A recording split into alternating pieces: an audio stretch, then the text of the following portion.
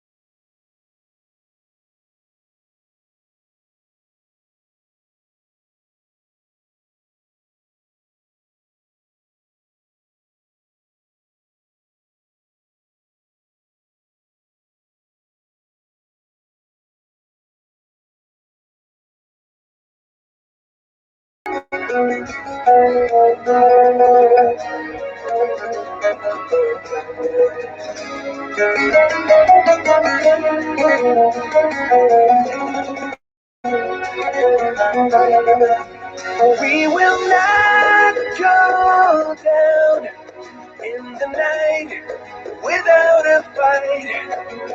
You can burn up our mosques and our...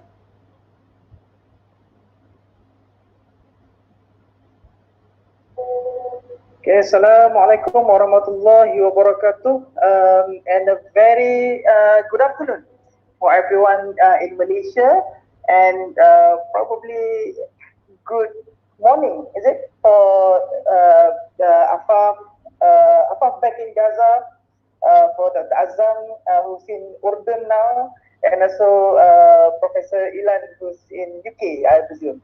So it should be morning over there. So good morning for those outside of Malaysia. Thank you everyone for attending our session today. I think let's begin our session with Al-Fatiha.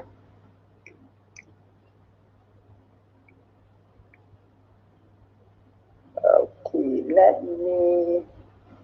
Oh, sorry. How can I'll spotlight. I'll spotlight our speakers first, so that everyone can see our speakers. Right, wait. Sorry. So I think we should have all our speakers on spotlight. Okay, all right. Again, thank you everyone for attending this session.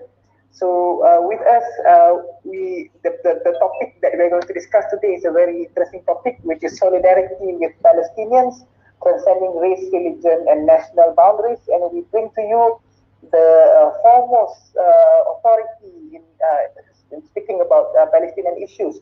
We will introduce the speakers soon, and inshallah to moderate this session will be the first one is Dr. Lai Swat Yan, who is a social scientist at the Gender Studies Program in University Malaya and the Vice President of Academic Staff Association. She was a Fulbright Scholar at Claremont Graduate University, US. And she is a scholar and activist for gender justice and generally in human rights as well. And me, I'm a neonatologist, I'm a pediatrician, I'm a Palestinian activist. I've been to Gaza and I really enjoyed being there. I really feel, I always say, my heart is in Gaza. And I'll pass the floor for Dr. Swadian to introduce our other speakers. Dr. Swadian, you're still muted. Yeah, thank you very much, Dr. Said Khalid, for my co-moderator for this session. As we have discussed, I will start with Afaf, followed by Dr. Ilan, and after that, Dr. Said Khalid will take over with Dr. Ang, Dr. Azzam, and after that, it will be over back to me with Prof. Nazari, Ismail.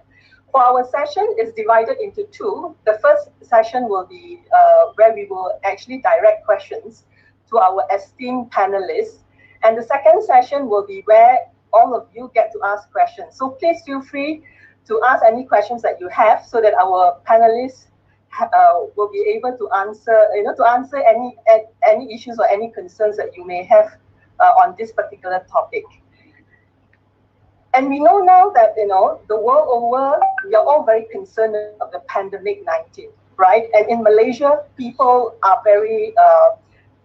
are actually suffering because one, they are not used to having restricted movement. The freedom of movement is affected. And we know in the world over, it's the same in US and other countries as well, social distancing and whatnot. But imagine if you are in Palestine, right? Imagine, right? If you are in Palestine, your freedom of movement is actually restricted because you cannot move around. And it has also been described as an open air prison with limited access to electricity. So it's many, many times, magnified. And also imagine the loss of life, and being injured. So this is the situation in Palestine, which is why we wanted to focus on this topic and also to dispel any myth or any concerns, that you all may have that Israel is actually, protecting itself from Hamas, the terrorist organization that we have heard of. So without much ado, I would like to start today with, let me introduce Afaf to you. Afaf Alnajjar is a Palestinian student from the Gaza Strip.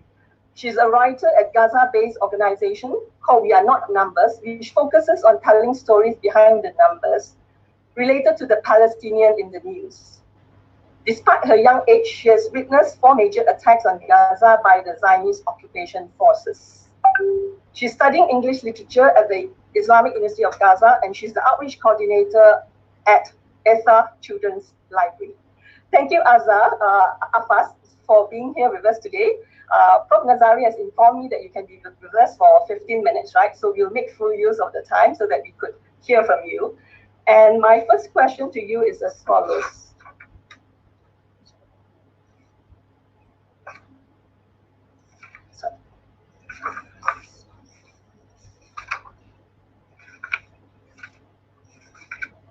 Apologies,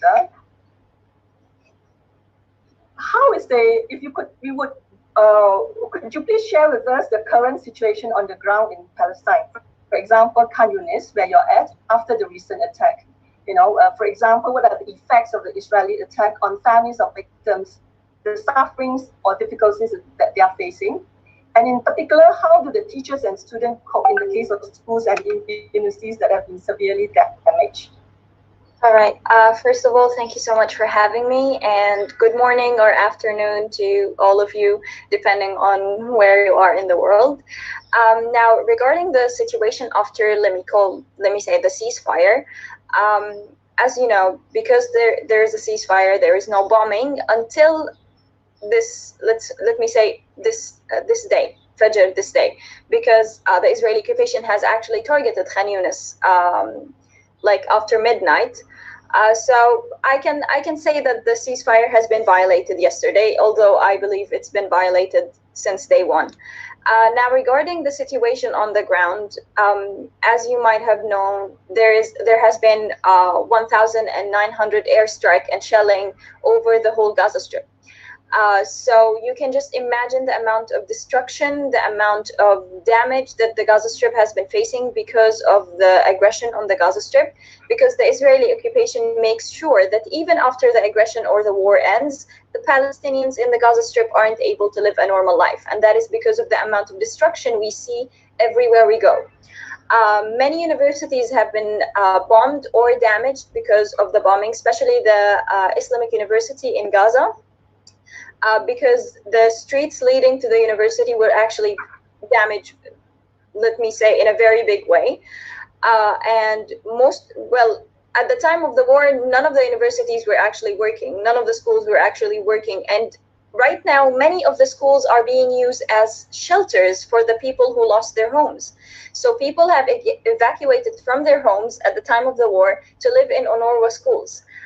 Which means that students who study in these UNRWA schools are not going to be able to function well regarding schools. They're not going to be able to go to schools normally if the families continue to live there. Regarding the education situation right now, students from first grade until 11th grade are not going to have final exams, because they weren't actually able to study well because of the war. They weren't actually able to go to school and attend classes because of the war. So they're not going to be having final exams. They are just going to be moved to the next year. So if a student is in the first grade, they will automatically be moved to second grade without final exams. But students in grade 12, which is the last year in schools in Palestine, are going to have their exams soon. Their exams have been postponed a couple of times because of the war and because of COVID-19, which is actually affecting their mental state and making them worry more about the exams. And regarding us as university students, I'm actually having my final exams online nowadays. I actually have an exam in like an hour or an hour and a half. So unfortunately, the educational system in Palestine, in the Gaza Strip specifically, has been affected terribly, not only because of the war, but also because of COVID-19. And as you mentioned before, the Gaza Strip is actually an open air prison. So we were already limited when it comes to our movement, even before COVID-19. But with COVID-19 and the fact that our health system is not equipped well to face such a pandemic, the Gaza Strip is basically going downhill because of everything that's going on. So the Israeli occupation is making our lives way more difficult than they were already. So yeah, this is basically what's going on. Yeah, that's horrible, but I also admire your resilience and the fact that even though you're going to have an exam soon, you still found time to be here with us. Much thanks, my gratitude, our gratitude to that. Yeah, And I'm just wondering also, from what I follow and from what I know, the youth has also been, part of the resistance movement, that you all have also organized initiative, right? Could you share with us some of the initiative that the youth has organized, whether it's on its own or in partnership with, other organizations? All right. So now, because we are unable to do anything like traveling or going other places and stuff, the Palestinian youth in the Gaza Strip specifically finds it very important to keep growing, to keep improving, to keep doing something to help the country and develop it. So there are a lot of initiatives. I'm a part of one of these initiatives, which is called We Are Not Numbers. It's an organization for young Palestinians who write. So writers who write in English. We write stories about the numbers in the news. You hear 200 people were killed, 300 people were killed, but no one actually knows the stories behind these people who were killed. So we're basically trying to show the rest of the world, like, hey, we're here, we have a life, we have dreams, we have ambitions, we have families and stories that we want to tell and we want to share. So this is one of the initiatives that I'm very proud of, and I'm very proud to be a part of as well. There are a lot of organizations also, like Al-Widad organization, which actually supports such initiatives. They do a couple of, let's say, competitions from time to time. You can give them a proposal to a specific initiative that you think is important for the country, and they would actually, let me say, fund this initiative and help you establish it. There are a lot of training sessions. There are a lot of, let me say, educational sessions as well, given by many people. And so many people who work in the Gaza Strip, doctors or graphic designers or architects, are actually right now posting on their accounts that they are willing to give free services to the people in the Gaza Strip who lost their houses, who lost their shops. So alhamdulillah, the people in the Gaza Strip are, let me say, very close to each other, and they're always trying to help each other as much as possible.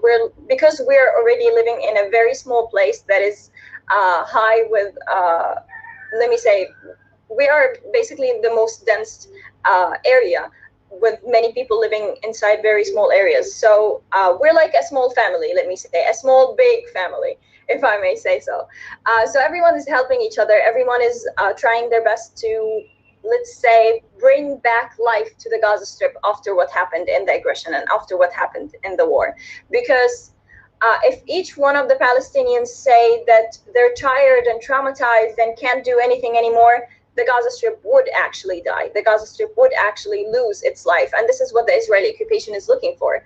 So alhamdulillah, even after the war, even after the aggression, every single Palestinian in the Gaza Strip was able to wake up the next morning and go to work or go to help people. I think that the second day after the aggression ended, people actually started, students and elderly people and families started to go to the streets and start cleaning the rocks and cleaning the rubbles to make way for the cars, to make way for the people to walk. So alhamdulillah, we're a nation full of life, alhamdulillah. What an amazing strength, spirit and also inner strength. Yeah. Sorry, I have to click continue, because it asks it's being recorded and information. Sorry for that. You know how it is online, yeah. So yeah, I was just saying, it's just so amazing, your, the inner spirit and inner strength of the people of Palestine, which is why we thought it's important that we have this session as well. And also, as many have said, the youth is actually the future of the country, and to hear that you are doing so much, I'm moved, to hear the story. I'm just wondering, in terms of the vision, that the youth have for Palestine, what is the solution, and what is your vision of the solution for the liberation of Palestine? The youth vision. Okay, so I think that the hope that we have as Palestinians, we have hope that Palestine is going to be liberated eventually. No matter how long it takes, we know that one day Palestine is going to be liberated, and that one day it's going to be ours again. I know it's ours now. I know it's always been, but I mean, it won't be occupied anymore. I think that in the last aggression, the Palestinian people in the Gaza Strip have actually been able to see the difference that the work of the youth is doing for the Palestinian cause. Alhamdulillah, we were able to raise so much more awareness than any other year before. Alhamdulillah, we've been able to, let me say, not let the momentum die. Even after the aggression ended, even after the war ended, people are still posting, people are still working for Palestine and for the Palestinians, alhamdulillah. And I can say that so many people are now actually starting to search, to educate themselves about what's happening in Palestine.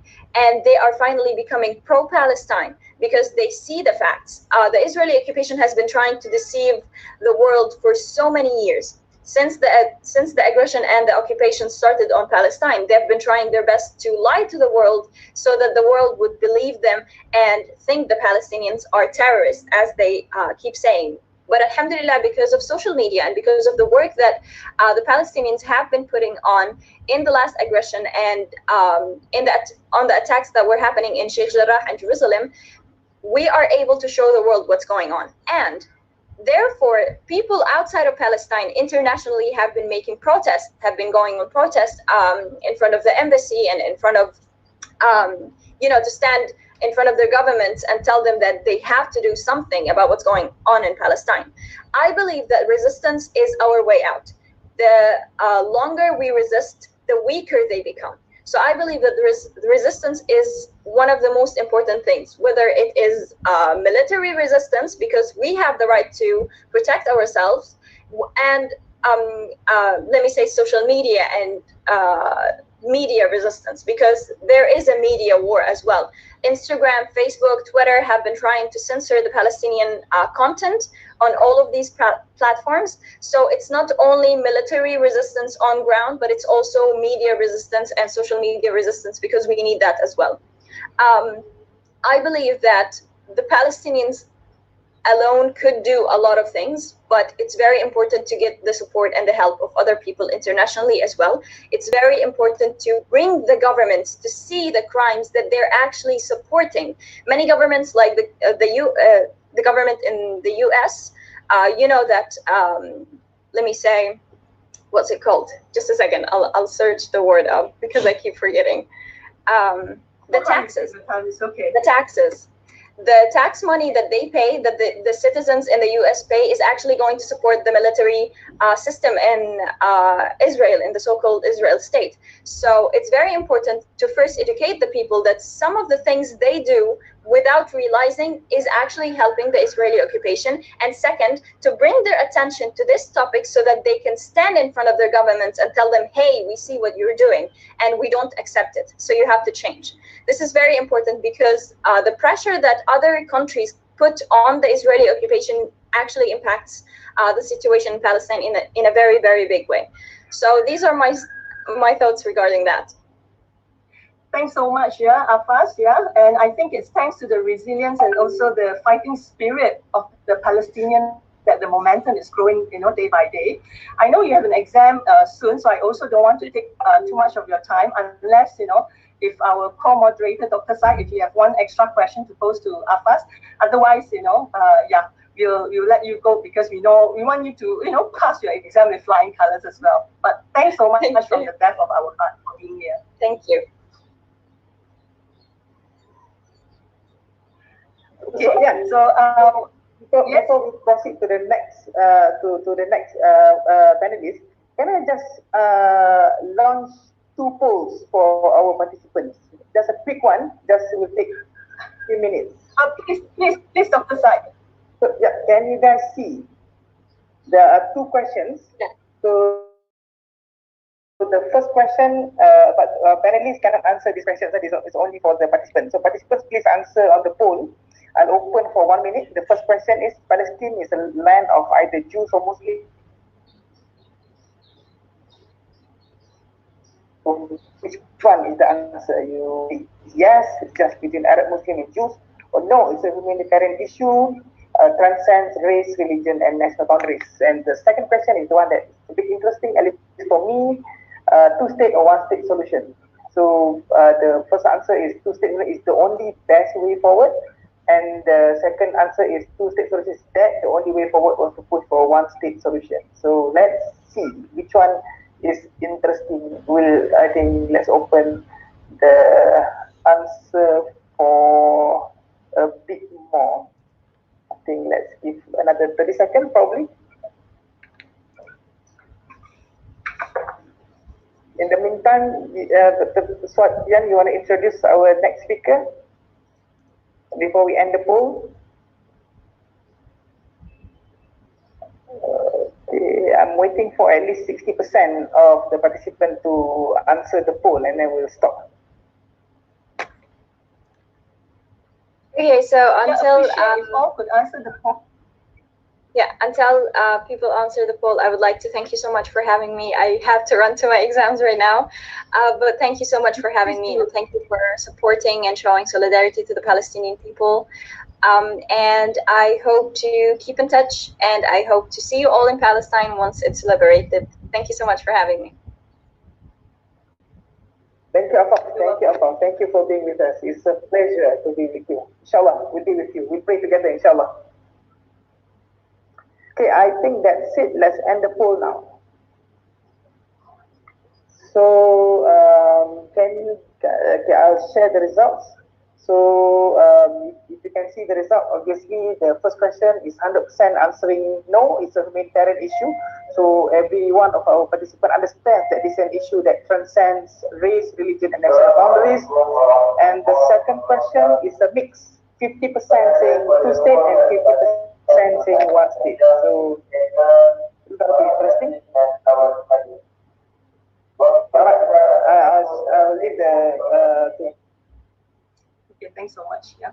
Okay, now we will follow with our esteemed panel. You know, Prof. Can continue with the session? Oh, okay. I think maybe those who are not speaking. Oh, okay. Yeah. Now we will continue with Prof. Ilan Pappé. Prof. Ilan Pappé is currently the Professor of History, Director of the European Centre for Palestine Studies, University of Exeter, UK. He obtained his BA degree from the Hebrew University in Jerusalem in 1979 and the Doctorate of Philosophy from the University of Oxford in 1984. He founded and directed the Academic Institute for Peace in Havivat, Israel between 1992 to 2000, and was the chair of the Emil Tumar Institute for Palestine Studies in Haifa between 2000 and 2006.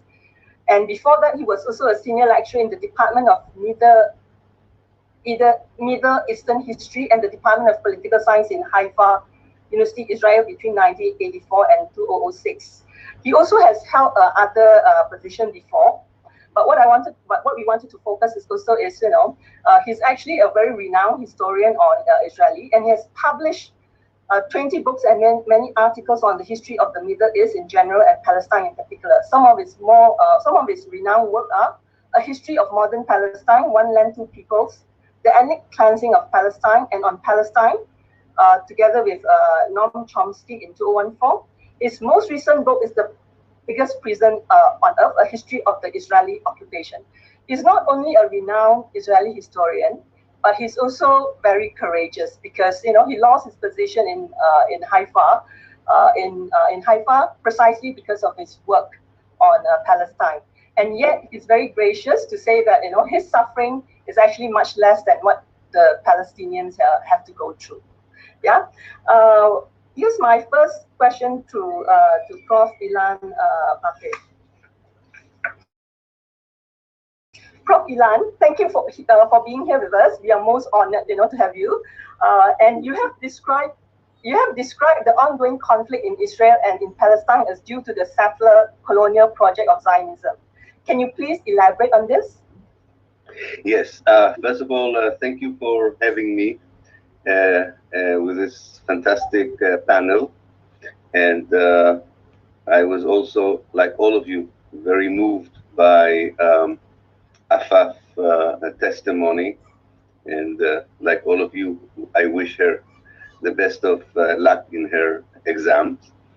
Can you hear me? Very clearly, Prof. Very clearly. Okay, great.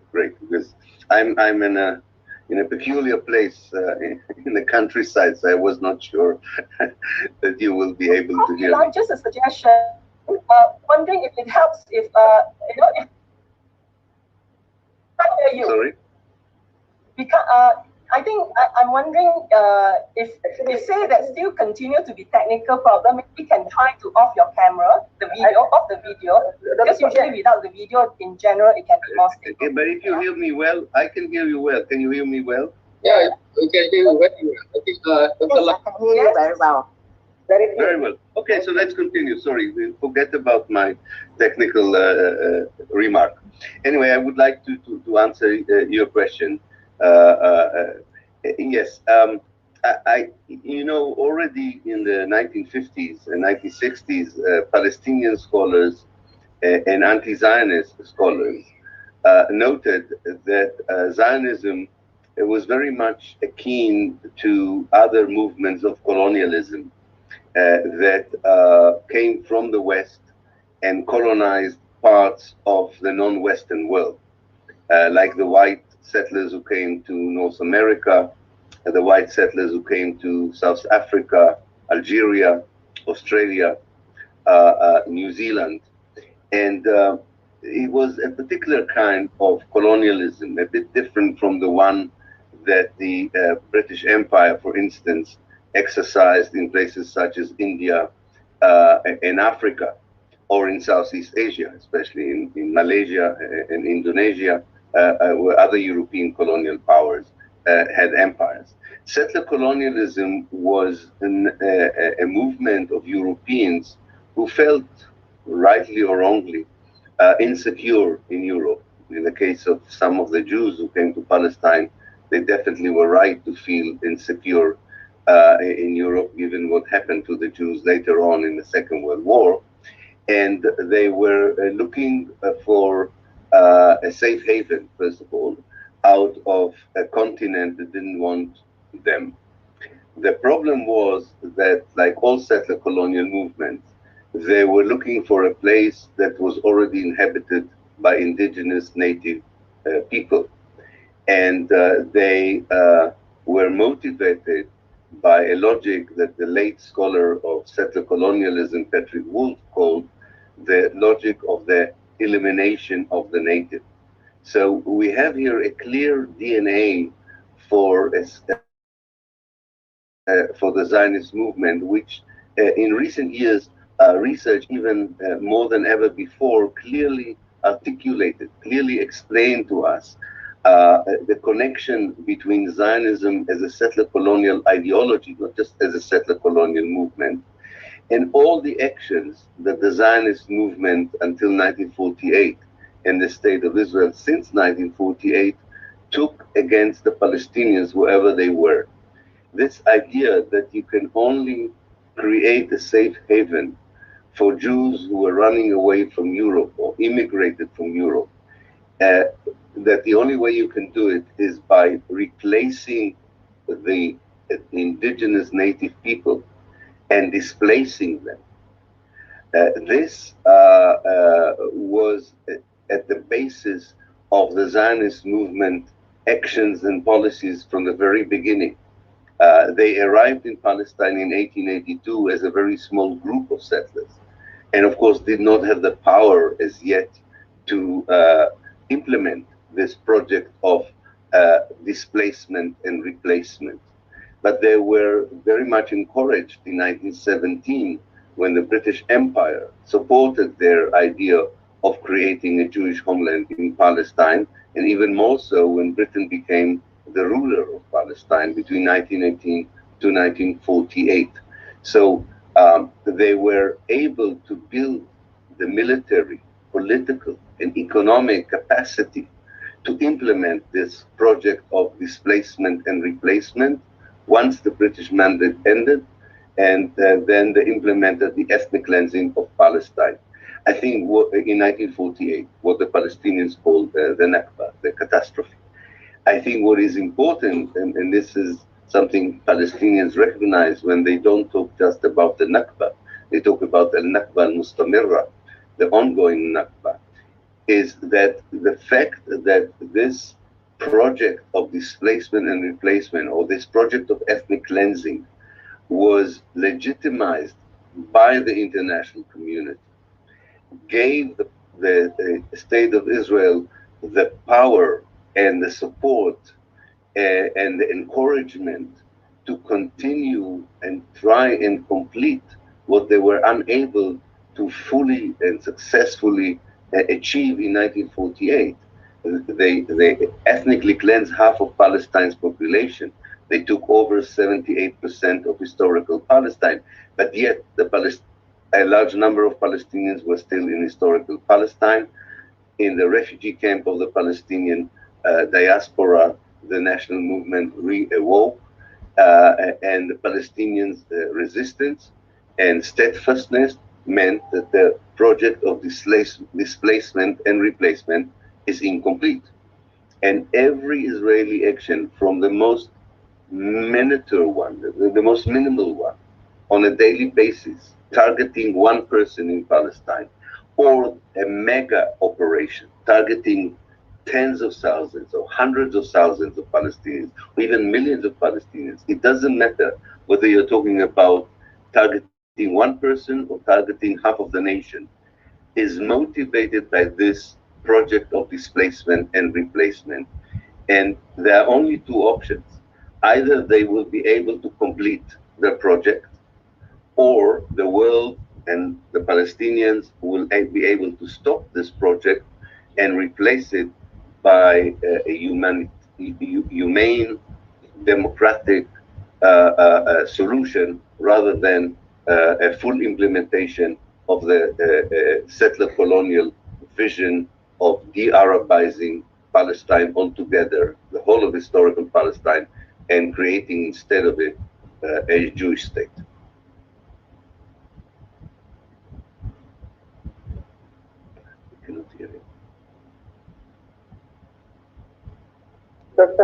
Yeah, we cannot hear. Yeah, sorry, my apologies. Yeah.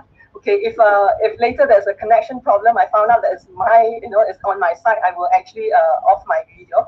But in any case, yeah, you mentioned also just now the one-state solution, so in terms of being a solution. I'm just wondering also just now when you look at the poll, right?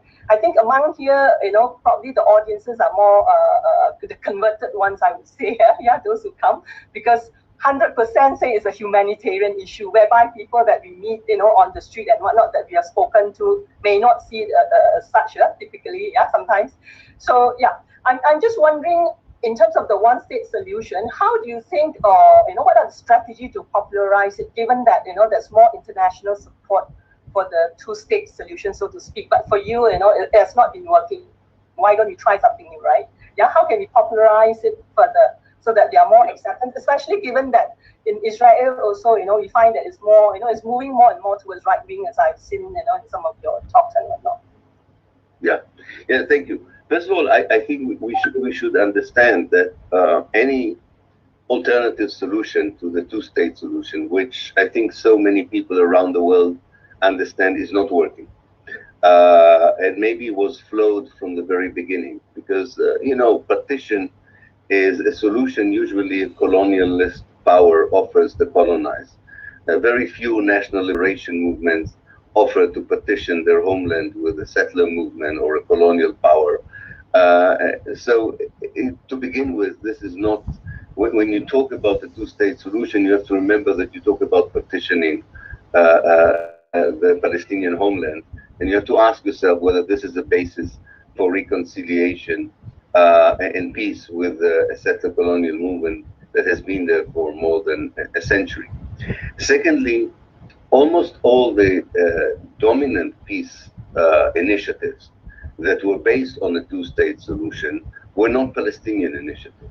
Palestinians reacted most of the time, not always, but most of the time, these were peace initiatives cooked in Tel Aviv and Washington, and presented as a dish to the Palestinians to take it or leave it. In fact, there were even no proper negotiations of the vision of a two states as Israel understood it at the time, with American support. So it's not surprising that the attempt in the last 50 years or so to offer it as a genuine solution have totally failed. So it's very clear that the next stage has to be, first of all, a Palestinian initiative, not an Israeli initiative, not a Zionist initiative, not an American initiative. We need a clear Palestinian vision for the future. Now, unfortunately, there are political debates, or maybe not unfortunately, maybe it's even natural, that the Palestinian political scene is divided by different ideological approaches, by different ideas of what is the vision for the future. But I think that the younger generation of Palestinians, that's my hope, and it's also my belief, that they will be able to do what this generation finds a bit difficult to do, which is to present a unified Palestinian vision for the future. And I have a good feeling that this vision would be a one-state vision and not a two-state vision. And then I think the international community, the anti-Zionist forces inside Israel would be able to follow it and to support it if it would be led by Palestinians as a vision for the future. There is already a lot of support for the idea of one state among young Palestinians, wherever they are, among the international solidarity movement that supports the Palestinians. In fact, you have to be 10 minutes on the ground to understand that we already experience a one-state solution that is an apartheid state, and that the only solution is to decolonize this apartheid state, to dismantle it and to replace it by something much better. And this is why I think that we, many of us, are now involved in an initiative to encourage a discussion of a one-state solution on a model that would be accepted to as many Palestinians as possible, initiated by Palestinians, articulated by Palestinians, and in which the Palestinian democratic leadership, whoever they will be, will also tell the, I think there are about 6.5 million Jews now in historical Palestine, that will tell this 6.5 million Jews how do they envision their place in a future one-state solution. Rather than all the time hearing what Israel offers the Palestinians, we need to hear what the Palestinians offer the Jews, who some of them are third-generation settlers, some of them have just arrived in the last 5 years or 6 years. So these are questions for the Palestinian national movement to consider, to articulate. But I think that from what I hear and what I read and what I talk with people, I don't think that the vision includes a two-state solution anymore. I think it will be a one-state solution, which is the most reasonable solution also to my mind, given the history, the ideological problem with Zionism, and the reality on the ground. Yeah, you mentioned the importance of having unity, one vision among the leadership, and that there's ideological differences. So how do we, how is it possible to bridge the differences, between Fatah and Hamas, right? The two main dominant political governance in Palestine.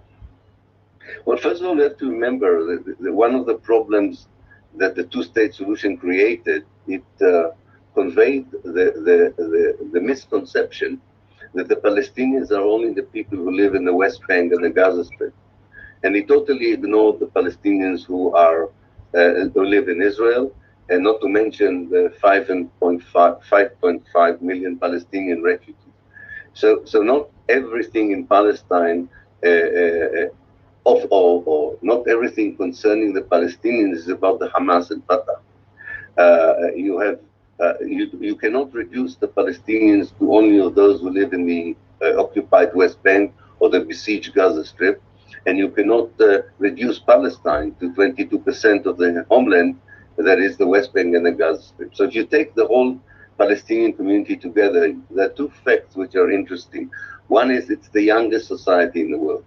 It is the youngest society in the world. So we have to listen to the young people. I think that we saw it in the Arab Spring. I don't think that party affiliations, political affiliations of this kind are of particular interest for them. I think it's much more about human rights and civil rights and collective rights, proud of their heritage, proud of their identity, their connection to the Arab world, the connection to the Muslim world. I think all this would come into play when they will eventually articulate a vision for us. And the second point is that, of course, it's sometimes misleading to say that the Palestinians are not united. Maybe politicians are not united, but I think, you know, I listen a lot to conversations between Palestinians in Haifa, Gaza, Nablus, Yarmouk, and Hilwe, Detroit, London, Kuala Lumpur, and when they talk about who they are, what are they hoping for, what have their families suffered, I see a lot of unity. I don't see any disunity. I think the experience of being colonized, of being affected by settler colonialism of Zionism creates a certain unity. Politicians sometimes tend to forget that kind of unity for various reasons. Now, but I think that we should remember that there is a unity, there is a Palestinian unity of a kind. It is not reflected as yet because of the political fragmentation, because of the occupation, and this is a process. We have to be patient. I'm very optimistic about this process. The question is, will the world respond to its responsibility to be by the side of the Palestinians, because the imbalance, the military imbalance, the political imbalance, the economic imbalance on the ground is such that you need an outside world and a regional world to help the Palestinians to achieve their freedom and liberation. Yeah, I just have one last question to follow up from the point you made, right? One of the reasons that's been given as to why, people are not supporting the Palestinian cause is that, Hamas, organization like Hamas, is seen or, has been actually recently, after the most recent attack, right? Yeah, the Organization of American States, and it's an international coalition of 35 countries in North and South America, right?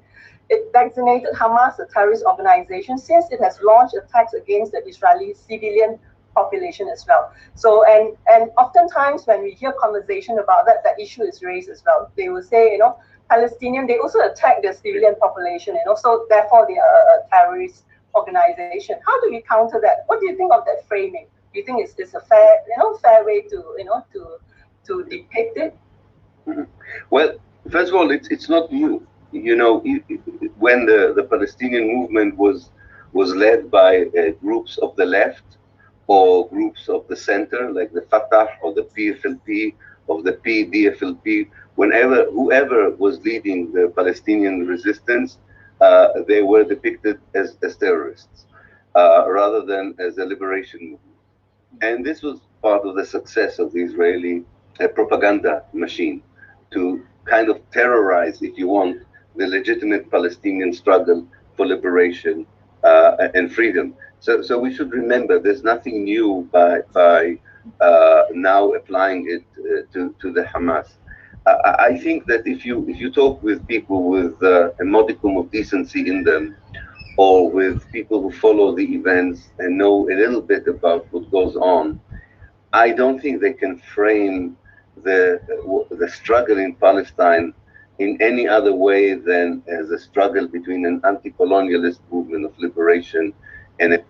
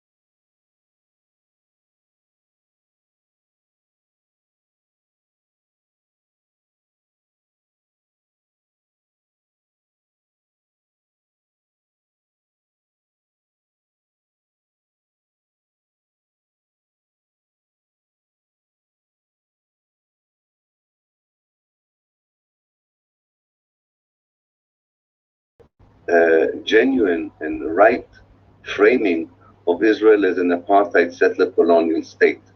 They didn't go as far as to think, what does this mean when you talk about the Hamas or any Palestinian resistance? But you can easily infer from that whoever is struggling on the Palestinian side is struggling against an apartheid and settler colonial state. And if you go back to the struggle of the ANC in apartheid South Africa and so on, there should be a tactical discussion of the value, of the benefit of an armed struggle, a more popular struggle, and so on. But this discussion cannot in any way delegitimize the right of the Palestinians to struggle for liberation, self-determination, and to defend themselves from what I said at the very beginning, from a settler colonial state that has not yet completed the project of displacement and replacement through ethnic cleansing operations. So I think we should always ask people to begin with what other Palestinians are facing, rather than the question of how do we depict their struggle against what they're facing. If you don't start with the question, what other Palestinians are facing, you may run into these kinds of misrepresentation of who the Palestinians are, what is the nature of the struggle, and is this struggle legitimate or not.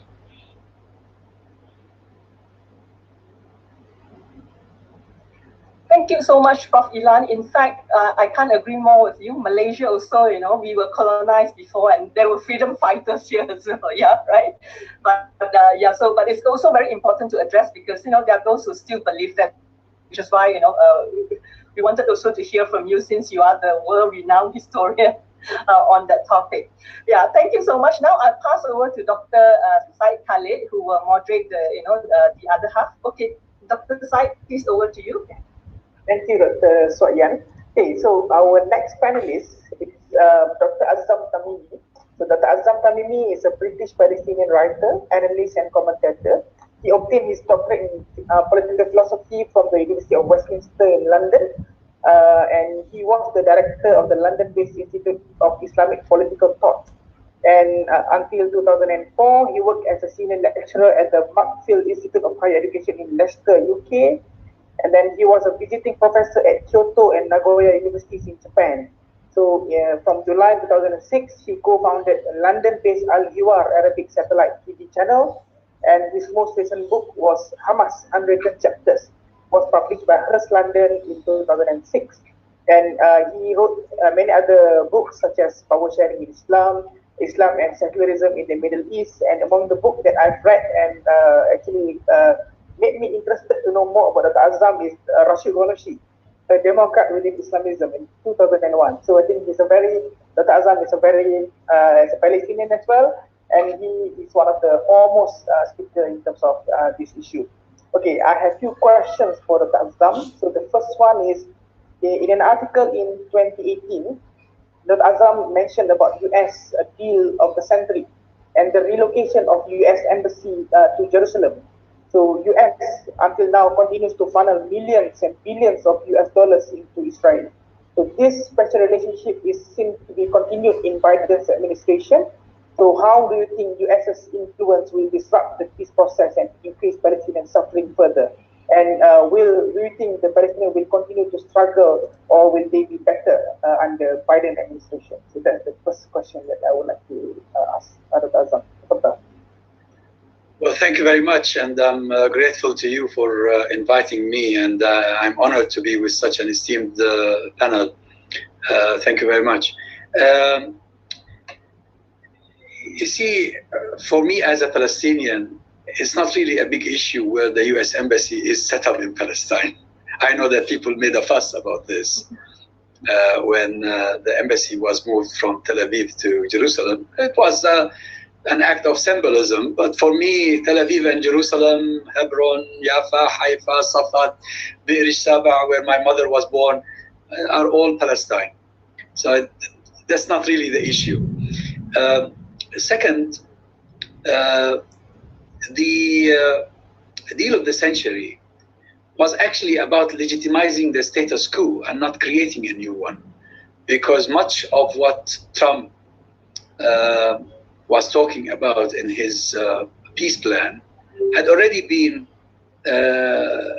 achieved on the ground, had already been accomplished by successive Israeli governments, especially since Oslo.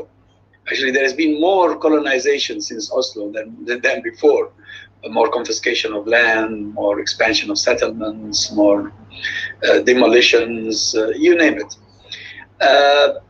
Now, the United States of America is undergoing a change, definitely. I recognize that. But it hasn't yet reached the decision-making circles. But it is promising in a sense that civil society, political aspects of political society, people are talking about things. There was a brilliant article by a Harvard scholar in foreign policy about the necessity that the United States of America change its special relationship with Israel to a normal relationship. I mean, that's something probably very few people talk about before. Some House of Representative members, some Senate members are voicing their anger toward what Israel is doing. So there is something going on. But of course, at the official level, Biden is as Zionist as any previous president. So nothing much has changed. But I'm optimistic that time is on our side rather than on the side of the Zionists. Now, the Palestinians will not wait for the US to change its position. They've been struggling. They will continue to struggle. My grandfather struggled. My father struggled. Had I been inside Palestine, I would have been involved probably more actively than just politically or through the media as I have been doing. My children and my grandchildren, although they're born and raised outside Palestine, they're so attached to Palestine and the issue. We have no other more important issue than this. We will continue the struggle. But of course, it is our struggle that will impose a change on others, just like what happened in South Africa. I was listening to the South African president the other day. I think he was interviewed by a Belgian TV channel, if I'm not mistaken. And he even referred to armed struggle as a means used by the South African people. Because, you see, forget about whatever anybody says. If your home is occupied, if you are invaded, if your rights are denied, sweet words won't help you regain any of this nonsense. I mean, the Palestinians, even some of the Palestinians tried this. And that's the reason we have Hamas today. Because Fatah thought by going through Oslo, they might be able to achieve something. They are in a much worse situation than before. And they are no longer the national liberation movement that the Palestinians recognized at one time. So even if Hamas were to change tomorrow and become like Fatah, there will be another project because the struggle will continue. So it is the struggle of the Palestinians, their steadfastness, that will force a change on America, on Western Europe, anywhere in the world. And I still remember immediately after the victory Hamas accomplished in the 2006 elections, I had a discussion with a senior minister in a European government. And he said to me that his government was considering talking to Hamas because now there's a new reality. But of course, there was the three conditions of the quartet and all this nonsense that excluded Hamas until and unless it accepted Israel's right to exist, etc. So nothing. And there was also a change of heart for a number of reasons. But events on the ground, as we saw in the recent confrontation, are the ones that will force the world to change its position. Okay, thank you, Dr. Azzam. So quick fire questions. The first one is, you wrote a book about Hamas history from within.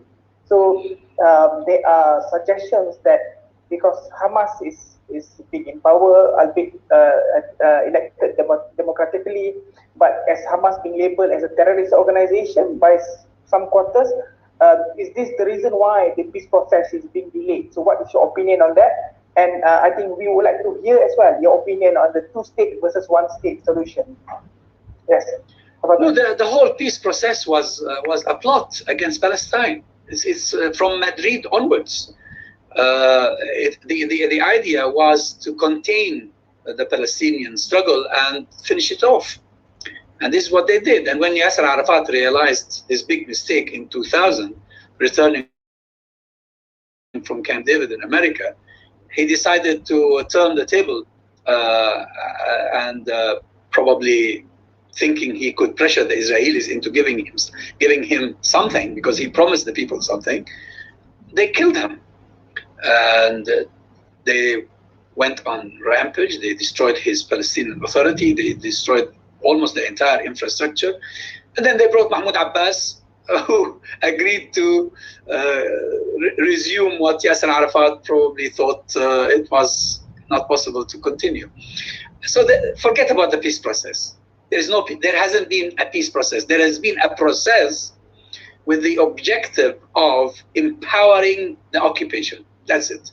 Whatever people call it, say.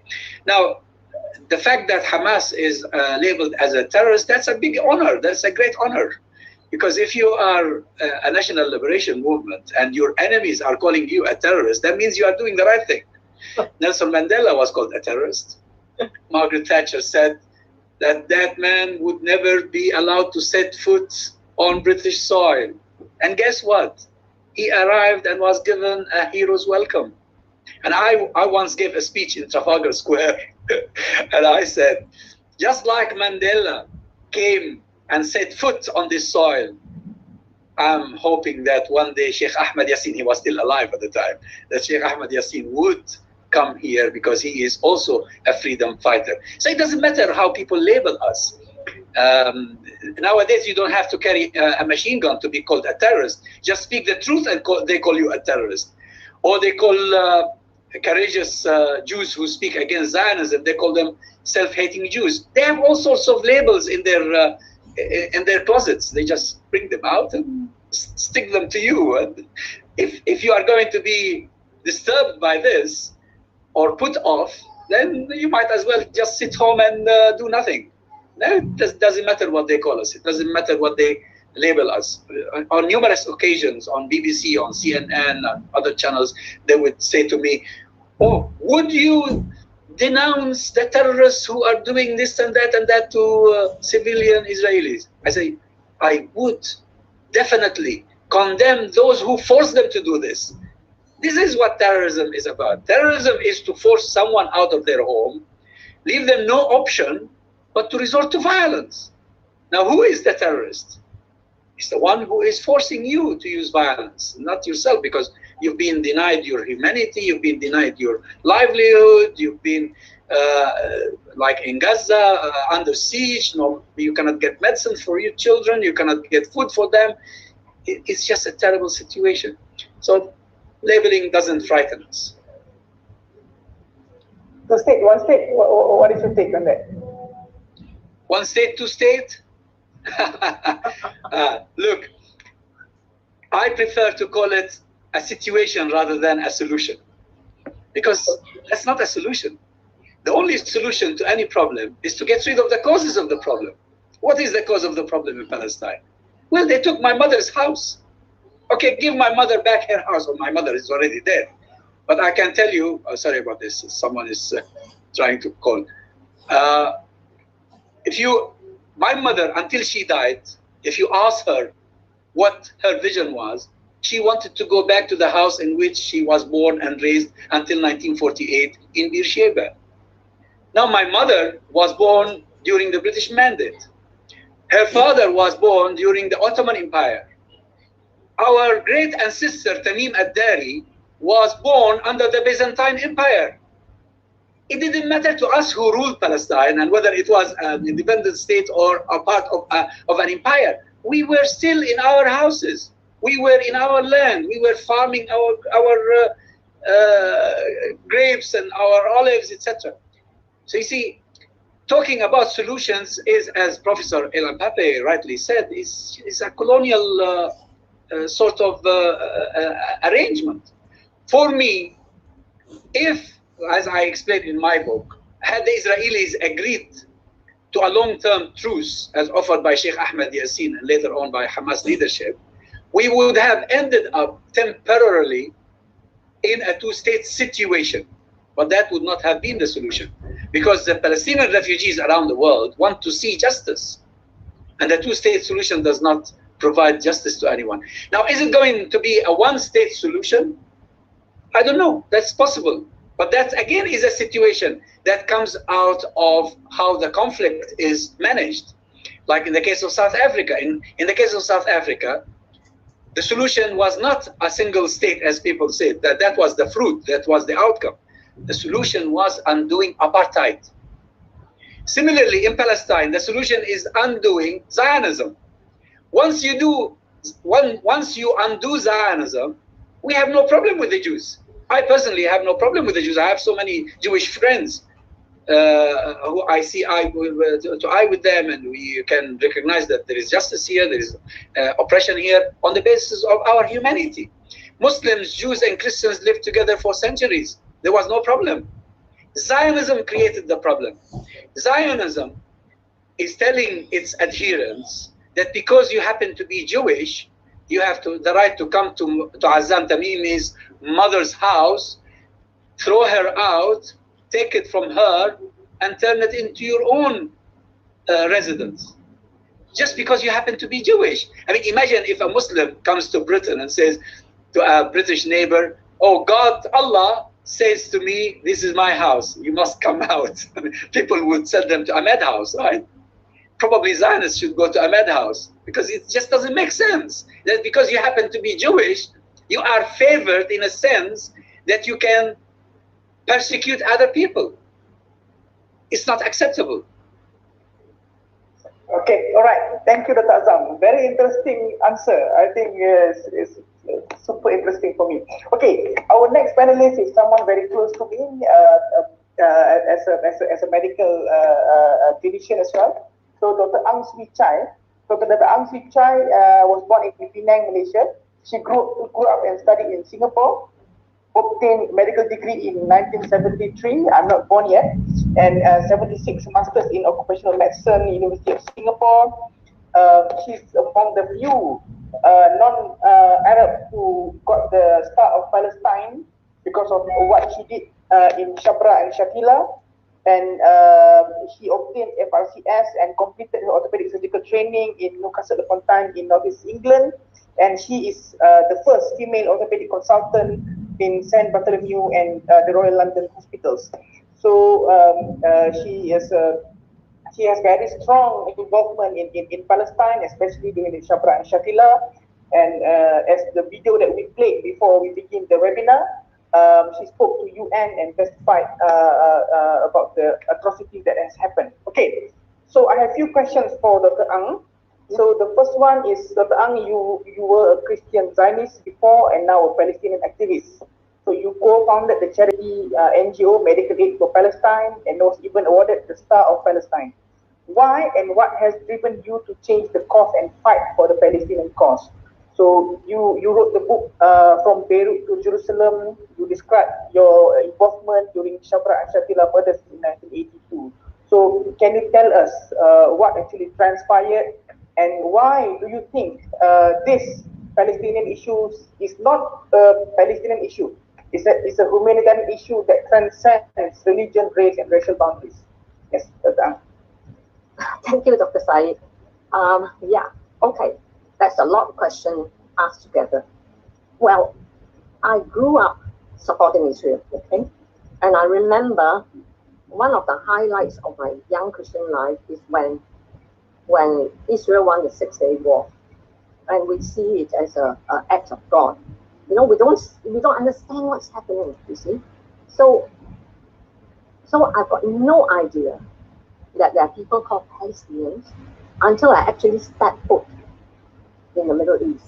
And it happened in 1982 when, for the first time, we actually saw the scenes of murder and destruction and killing carried on by the Israeli Defense Force on a country called Lebanon. And every night, it was June 1982, and every night I came home, I saw buildings being bombed, children being killed, hospitals being destroyed, and lots of people being made homeless. And as usual, the BBC actually say this is to get rid of the Palestine Liberation Organization, which is the #1 terrorist in the whole world. So I because of the way I was brought up, I hated the PLO. I actually believed that they were terrorists. But as I watched on, I said, this is not destroying terrorists. This is killing innocent people, ordinary people. And of course, my church didn't help because they say, well, you remember in the Old Testament, Joshua, the prophet Joshua, conquered Canaan and how many people were wiped out. But my vision of God is totally different. I believe that God made us. I believe that we are brothers and sisters in the eyes of God. And something inside me told me that God loves the people in Lebanon as much as He loves me and loves you and the Jews. So why this? You see, it went on and on and on. So finally, an appeal came from Christian Aid asking for an orthopedic surgeon to go and treat the wounded, and I've got no choice but to resign from my work and at least do something. Otherwise, I have no peace. And it's only when I actually came to work in Lebanon, then I realized that it is not a question of PLO. It is a question of the Palestinian people. I have not treated a single PLO fighter, but I've come to see the Palestinians as human beings who suffered so much, and nothing about them has been told. They lost their homes, they were refugees, and as refugees in the camps in Lebanon, they're born again and again and again. Children were born refugees, they die refugees with no hope. And yet, these people are so wonderful that, you just have to love them. Azzam, I'm quite sure you agree. We just have to love the Palestinians, and I begin to really love them. I learned about their culture, what their aspirations are, and that all they want is to live like normal human beings with a right to a homeland, with a right to security, a right to freedom, a right to justice, and a right to life. These are very much what we want for ourselves and for our children. Why was it denied them? So shortly after my arrival, the PLO actually evacuated. 14,000 of them were put on boats to win a ceasefire so that Lebanon wouldn't be completely destroyed. That was a threat at the time. So now looking back, I realized that the evacuation of 14,000 Palestinians is actually breaking up 14,000 families. Because who are the people that were evacuated? They are the men, the fathers, the bread earners, the doctors, the administrator. All the important members of Palestinian society in Lebanon were all put on a boat to go so that the families who have already been destroyed by 10 weeks of bombardment, of siege, and so on, no home, has got nothing to lean on. But yet these families came back to rebuild their lives. And I met them where they are. I sat in their broken homes and learned their stories. I looked at the embroidery, where they tried through the embroidery to remember their villages. And it was really moving and overwhelming. And it was all right. I would have stopped there and we become friends. But unfortunately, 3 weeks after the evacuation, Israel violated the ceasefire and drove in tanks, surrounded Sabra Shatila, and the families who just returned to pick up their lives were massacred. I was working in Gaza hospital. They were completely defenseless because the PLO has gone. The international peacekeeping force, the American army have all withdrawn, and the camps are sealed.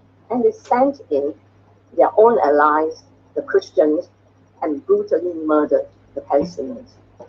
So that was a turning point for me.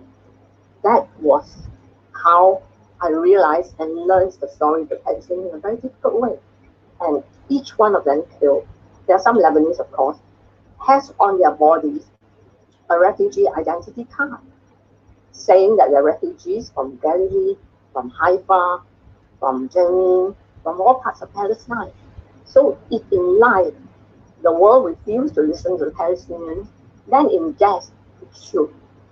And my hospital was ransacked, I couldn't work, and I decided, yes, the duty of the doctor is not only to mend wounds, we have to prevent it. And also, as a human being, I've witnessed this chapter of Palestinian stories, and it was very painful. I remember standing in front of the mass grave and I said, God, why did this happen? What do you want me to do? And I looked back and I thought, I probably made a pledge to God at the time. Please give me the rest of my life to work for and with the Palestinians. Because I've been a Zionist, I hated them, I soaked up all the propaganda without investigation. So please let me walk with them and be their friend. So that's how I converted.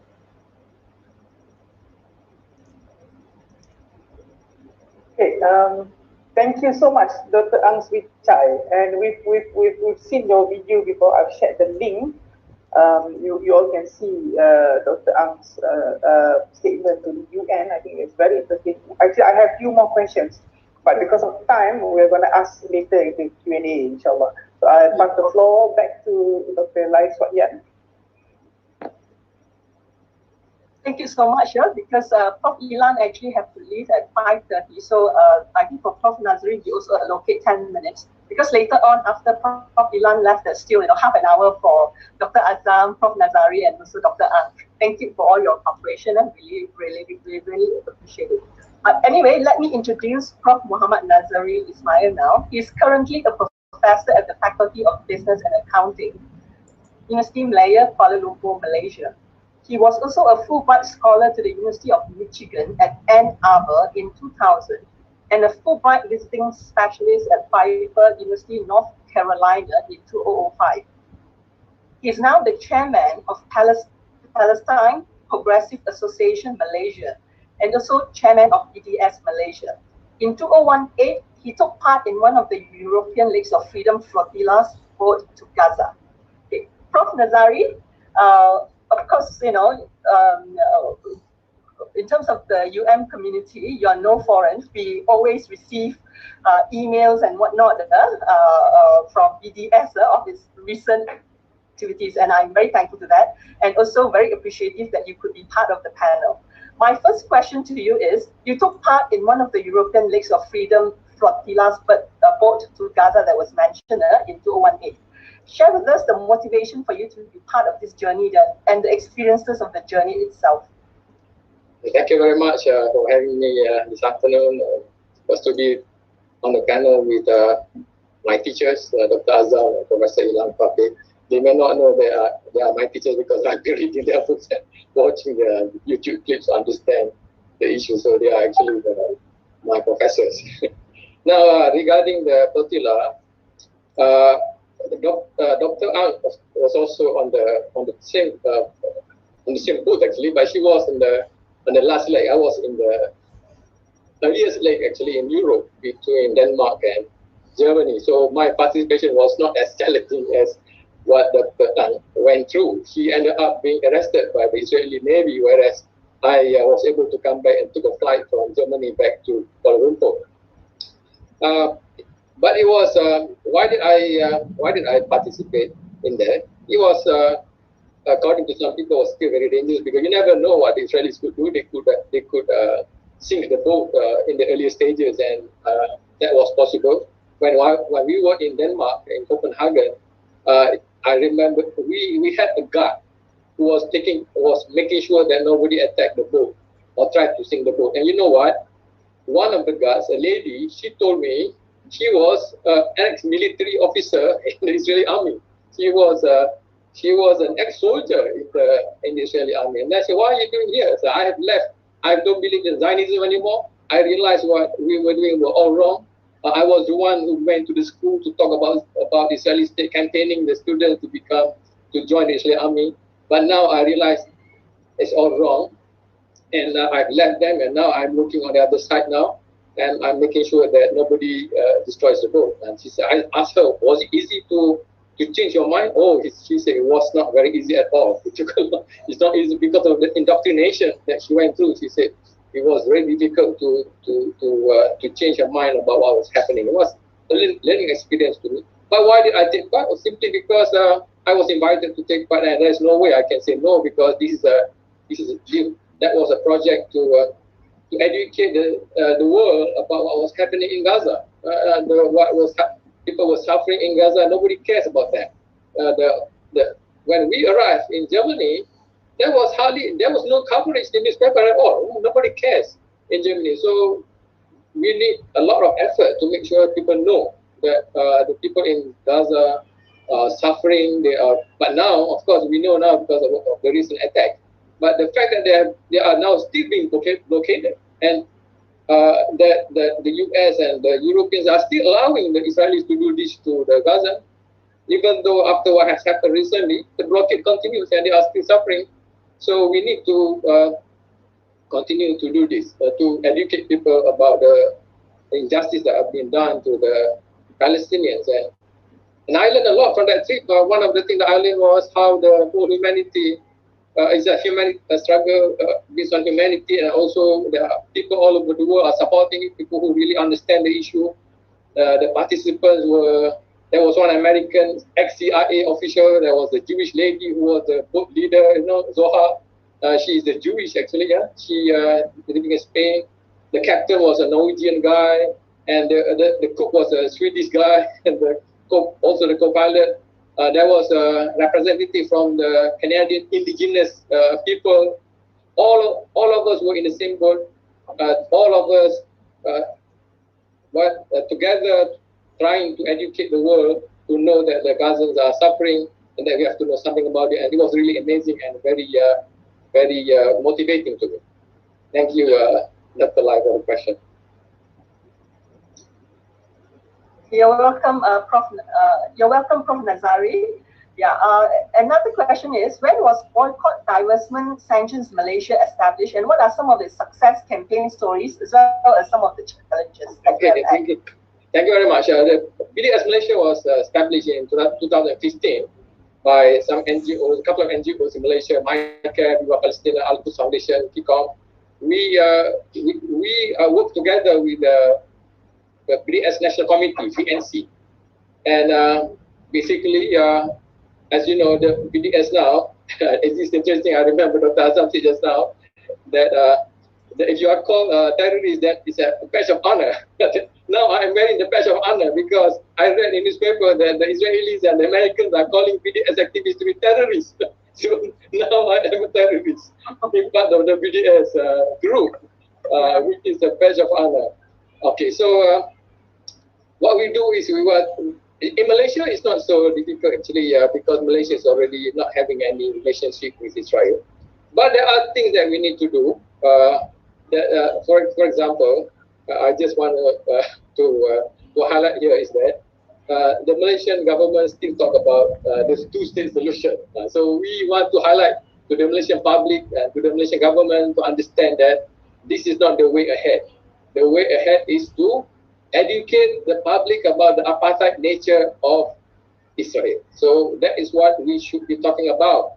And Malaysia should be at the forefront of the effort to convince the international community to label Israel as an apartheid state, and also to call the world to boycott Israel, and also to boycott all organizations that are complicit with Israel. And so far, we are not doing that. In Malaysia, I'm sure some people say they admire Malaysia, but I'm telling you as Malaysian, I'm not very satisfied because we are still allowing organizations that are complicit with Israel to operate in our country. For example, we have Caterpillar, which is being distributed by Malaysian government-linked companies. We allow G4S, the security company that works together with the Israeli military, that takes care of Israeli prisons and provides security services to the Israeli military. Right? We allow HP to operate here. We many Malaysian government departments buy computer equipment from HP. HP has been designated by the BDS movement to be on top of the list of companies that are complicit with Israel and should be boycotted. So we are not doing that yet, and many Malaysians are still not aware of that. So we have to work harder. But alhamdulillah, there have been some success stories. We managed to stop the import of goods produced by Israeli companies. They were produced in China, but they have been sent from China, but actually they are Israeli produced by Israeli company. We managed to stop that. We managed to stop the participation of an Israeli academic in a conference organized by a local university, because the BDS policy is we boycott Israeli institutions. We may not boycott Israeli individuals, but we boycott Israeli institutions. If an academic represents an institution, university, universities in Israel are complicit. They produce weapons, they do research on weapons, etc. And some of them are located in the occupied territories. So we managed to stop the participation of an Israeli academy to stop the university from inviting him. We managed to convince the largest university in Malaysia, UiTM, to stop, to terminate its contract with Puma. Puma, as you know, is also one of our targets, because Puma is the main sponsor of the Israeli football association, and so they are complicit as well. And we managed to get almost up to now almost 100 organizations now to pledge not to buy HP products, and we need to work harder to make sure that people understand this. That they need to boycott HP, because HP is really active in helping Israel to commit human rights violations against the Palestinians. Okay. Thank you so much, Prof. Nazari, for the amazing work. We hope more and more consumers would also be more discerning. Yeah. Okay. I think because we have 7 minutes more before Prof. Ilan is due to leave, so that's why we will just prioritize, pass him some questions that the audiences have asked. I have at least two here. One is, what are your? This is from Dr. Chan Chi-kun. He asked, what are your thoughts on China's recent overtures to mediate between Palestine and Tel Aviv? That's the first. About China's ideas. Well, it's hard to say. First of all, any involvement which is not an American involvement is welcome to begin with. I mean, for too long, the whole international dimension of the attempts to mediate came from Washington with disastrous consequences. But I'm not sure that the Chinese angle at this very moment in time would be more helpful. I mean, it would be interesting to see and hear what they have to offer. So I wouldn't cancel it, on the spot. But I think, as far as I understand, and I'm not an expert on Chinese foreign policy, I think there is a very strong underlying economic basis for the Chinese policy in the Middle East, and also in the case of Palestine itself. And at this moment in time, if you are driven by economic motivation, you might not be very helpful in dealing with the situation we all talked about, which is the need to push forward the process of decolonization and de-Zionization of Palestine. I don't think China at this moment in time is willing to push forward for such a change, a drastic change or a dramatic change on the ground. Of course, there is the old Chinese position of the 1950s and the 1960s, which identified with the anti-colonialist struggle of the Palestinians, and the Palestinian left, at least, identified very strongly with some of the Maoist and Marxist-Leninist ideas. But I think China today doesn't offer yet a new paradigm, which is that different. But as I say, at least it would be interesting for once to listen to ideas that do not flow directly from Washington. But I don't think that this is the big news of the day, if you want. But as I say, of course, everyone is welcome to offer help, and provided they understand what is the issue and are not mesmerized or misinformed about its origins, its nature, and the basic steps that needs to be taken. Prof. Ilan, here's a question from Fatima Idris. She's asking, what is the ordinary Israeli Jews' stance on a one-state solution? Yes, a good question. Well, the vast majority of the Jewish electorate in Israel is not interested in two-state solution and not interested in one-state solution. They're interested in retaining the status quo. And I think, as Dr. Tamimi rightly said, this is the major message that they get from the Americans, whether it's Trump or Biden, and this is reassuring for them, that nobody will force them, so they hope, to change the status quo.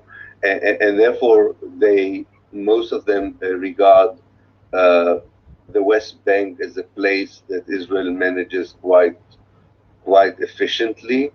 They are worried about the Hamas resistance in Gaza, but they don't think in terms of reconciliation or decolonization or even one state or two states. They really believe that they have the power and the network, the global network, to continue the status quo as it is. Maybe some of them, like the new prime minister, still hopes to officially annex Area C, which is 60% of the West Bank, to Israel. But again, I think we should understand that these are not the important issues, because whether they annex Area C or they don't annex Area C, what is important is that they continue to ethnically cleanse Area C. I think that's the issue. They're ethnically cleansing the Jordan Valley. They're ethnically cleansing Masaf Iriata, the southern area of Halil. They have already ethnically cleansed the heart of the old city in Halil, Hebron. They ethnically cleansed the Palestinians in the south, in the Nakab. They're strangulating the Palestinians who live in the Galilee. So I think these are the most important issues, and we have to recognize the vast majority of Israeli Jews stand behind these policies. They're not against them. And therefore, ideas such as the BDS are important. The ideas that you need the pressure, you need the resistance, because these people will not change their mind just because they'll have a nice debate with us.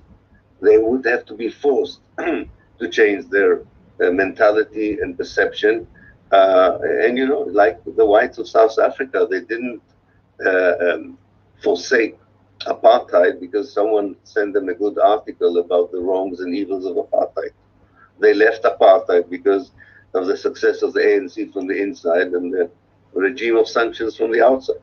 That's otherwise they would have continued with apartheid. Nobody would have convinced them that there is something morally wrong with it. So I think we should understand what we are facing and not wait for a change from within the Israeli Jewish society. A change in the Jewish society in historical Palestine is an outcome of a successful liberation, decolonization. It's not a precondition for liberation, decolonization. I think that's very important to remember. And it's not our main concern. Our main concern is really how to bring it about, despite the fact that the vast majority of them would try to object to this. Prof. Ilan, can I ask you your indulgence to answer one last question? Yes, of course. I know you have to leave at 5:30. Yes. Okay, thank you so much. Yeah, and we can't agree more with you on the importance of international pressure, right? And there's a question pertaining to the role of Jordan and Saudi Arabia. This is from Kalman Azman, right? He's asking, what is the role of Jordan and Saudi Arabia in this current climate, in Palestine and the Zionist occupier? If you could speak a bit about that. Yeah, well, I think generally we all understand that certain regimes, quite a few regimes in the Arab world today, tend to think that they can reach an understanding. In the case of Jordan, an official understanding, that is official bilateral diplomatic relations.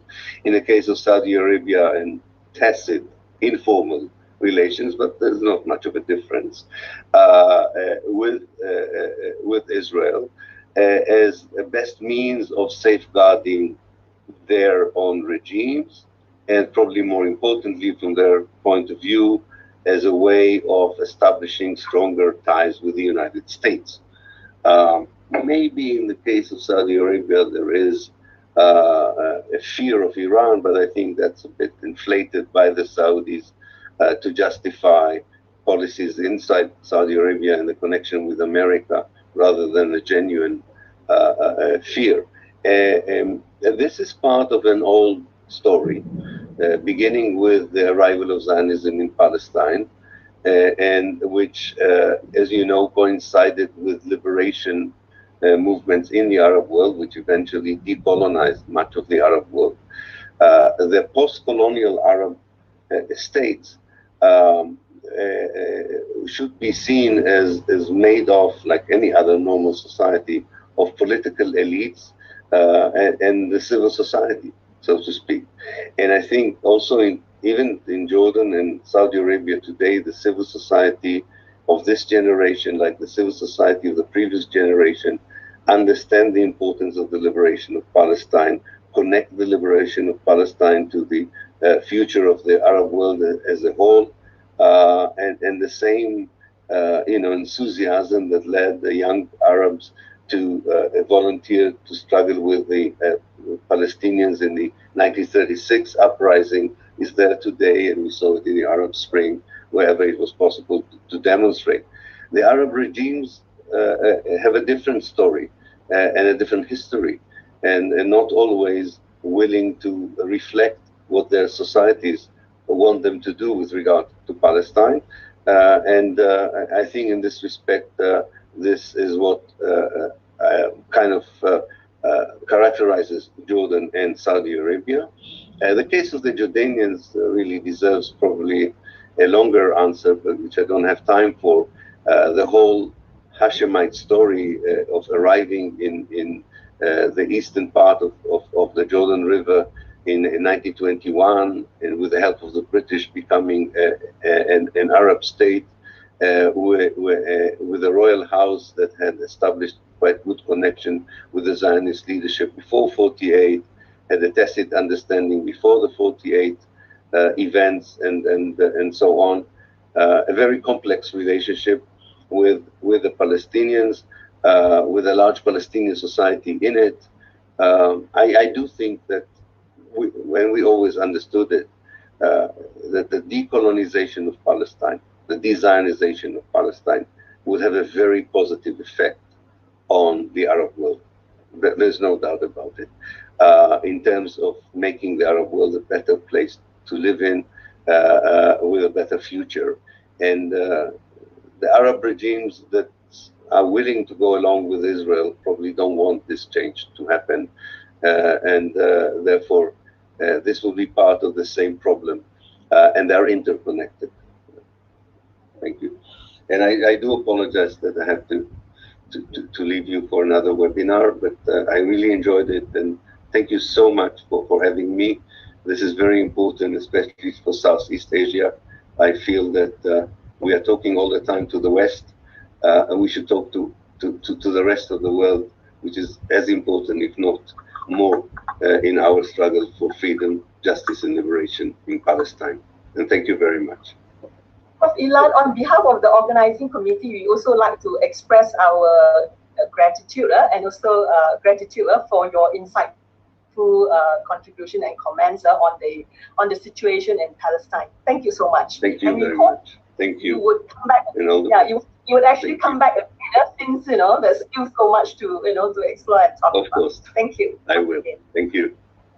Thank you. Okay, before we proceed, we have lots of questions actually, but I'm going to allow one of our participants who's been asking most of the questions, and I think it will be interesting if we were to allow, Mr. Joseph O'Neill to actually speak. Thank you. Can you hear me? Yes, very clearly. Thank you, fantastic meeting, really pleased, and top marks to Malaya. I'm a chair of an interfaith for Palestine group in the UK. We meet weekly to discuss Palestine, and we pray individually for us, are mindful. The key issue, I've asked a lot of questions, and a lot of the questions, as you know, are often comments in themselves, but the key word that is coming up in our group, and that is the sort of theme for this year's meetings, is genocide. I'm an educated person, I'm a retired doctor. I've explored the issue of genocide. I have bought the book by the Jewish lawyer Raphael Lemkin, and I've looked at it in careful detail and come to the conclusion, as many of our group have, that what is happening to the Palestinians is a genocide. If you look at your chat box, I put in a quote from at 10:01 a.m. from Raphael Lemkin, the Jewish lawyer who coined the term genocide in 1944. That's from his book. If you read that quote, you'll see it describes exactly what's happening to the Palestinian people. I have great praise for Ilan Pappé. His book on the ethnic cleansing of Palestine was a monumental work. It's one of the top 3 books that I refer to when I'm thinking about Palestine. Very detailed, very surprisingly readable. And I've come to the conclusion that ethnic cleansing is essentially a euphemism for genocide. I'm going to stop talking. I'm just going to throw that out to the group and see what people's thoughts are. Thank you. Yes, who would like to? Dr. Azzam, Dr. Ang, Prof. Nazari. Okay, Dr. Ang, you'd like to respond first? Yeah, over to you. Actually, talking about the question of genocide, I think KL is one of the first countries in the world who conducted a tribunal of genocide, Israeli genocide. You see, after the Sabra Shatila massacre, I participated in 5 commissions of inquiry, and in particular, the Sean McBride, he started by calling it genocide, but under pressure, changed it to crimes against humanity. So, I witnessed the Israeli Kahan Commission and so on and so forth. I talked myself out. But I think the KL tribunal is the first one who actually conducted a proper tribunal trying Israel for genocide. And it has been concluded. And I just wish that members who organize that should send the findings to you all. Okay? But it's the action that we need. The documentation is there. Mm-hmm. It's based on what's happened in Gaza, killing families upon families, and Sabra Shatila, killing more than 3,000 people. Any of the other panelists wants to respond to that? Okay, I think Dr. Azzam is probably the best person to respond to the question. Genocide, euphemism, or a description of what's actually happening? Okay. Well, if what's been happening in Palestine is not genocide, then what's genocide? Palestinians in 1948, most of the Palestinians were driven out of their land. But what is really interesting about this is not what the Israelis did, but actually what we have documented of what they had been intending to do. The very remarks made by Ben Gurion and other founding fathers of this Zionist entity, actually they were candid about the fact that they were going to drive the Palestinians out. they did not massacre large numbers of Palestinians in terms of ratios, but the massacres they perpetrated, they intended to be publicized quite well, so that the rest of the Palestinians were horrified and driven to seek shelter elsewhere. And this is what happened to my mother and her family. See, my father is from Hebron, from Al Khalil. My mother was born and raised in Beersheba. When they heard the news of what happened in Deir Yassin and other areas where Zionists entered and massacred everybody indiscriminately, they thought they had no chance of surviving. They had no means of defending themselves. So they sought shelter elsewhere in the hope of coming back. They took their keys with them. They left their belongings inside the houses. Arab governments at the time told them, we will do the job for you. We will finish off the Zionists, and then you come back. You can come back in a week or two. But actually, none of the Arab governments at the time was free. They were all part of the remnants of colonialism. It was a conspiracy. It was a conspiracy to enable the Zionists to establish their entity in Palestine. And one of the main tools of Zionism has constantly been wiping out the indigenous population. They're following the example of what happened in America, in the Americas. They're following the example of what happened elsewhere in the world. Interesting. My next question will be to both Dr. Ang Swee Chai and Dr. Azzam Tamimi. This is a question from David Halpin. So he asks, global opinion has been stronger after the last convulsion of killing and maiming, but the mainstream media has swept the issue away once again. What actually motivates the Western leadership, aside from common psychopathy or anything, in always supporting Israel in its habitual racism and criminal actions? So what motivates them actually? And the second part of the question is why especially the Church of England complicit? David Halpin said that he realized that Israel always teaches the Old Testament, the Amens, the Alleluias, and in the services that he attended. So that's the question. I think that will answer a similar question by James String, who asked that Israeli escalated violence will actually embarrass the Jewish diaspora and Zionist supporters to distance themselves from the Zionist project. So please, Dr. Ang and Dr. Azzam. Please go ahead. Dr. Ang, you want to answer first? Dr. Azzam, I think I can do the Old Testament part. Okay, but you go first, okay? Thank you. Okay, thank you. Well, you see, this has very much to do with what was known as the Jewish problem in Europe. Europe had a problem with its Jewish population. They perpetrated crimes against the Jews out of racism, out of different other motivations. And eventually they came to the conclusion, together with a group of secular Jews, that the solution to the Jewish problem is to create for them a homeland elsewhere, a homeland that would be safe for them, far away from the pogroms and all the persecution. And initially, the Zionist movement was not acceptable to the Jews. The majority of the Jews rejected it, continued to reject it. But then came the Holocaust. And the Holocaust provided the best justification for the Zionist ideology. The Zionist, I remember once I had a debate with a rabbi in a synagogue in London, in the heart of London, and I was reminding him of the history of Zionism, and he said, "You don't have to tell me all of this. I know it very well. Our old rabbis did not believe in Zionism, but then Hitler came and proved the Zionists to be right.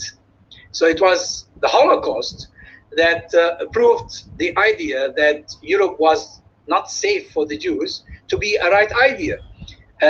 And this gives rise to the sense of guilt. Many Europeans feel guilty about this. But there's also an ideological aspect that is to do with Christian Zionism, because Christian Zionists always believed that their Messiah would not come until all the Jews were sent back to Palestine. So there is also this element. But leaving all this aside, politically, Israel today is the last remaining colonial project of the West. They feel it's theirs. It belongs to them. It's their daughter, or it's their spoiled son. And hence is the very special relationship between Europe and America on the one hand, and Israel on the other. So there are a multitude of factors involved here. Susan, want to respond?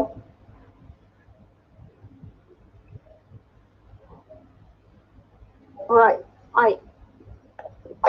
You know something, for years and years, I've been teaching Zionism, Christian Zionism to my Sunday school girls, okay? Joshua fought the Battle of Jericho, David and Goliath, and so on and so forth, that this land is given to the Jews. That time we don't use the word Jews, the chosen people of Israel by God.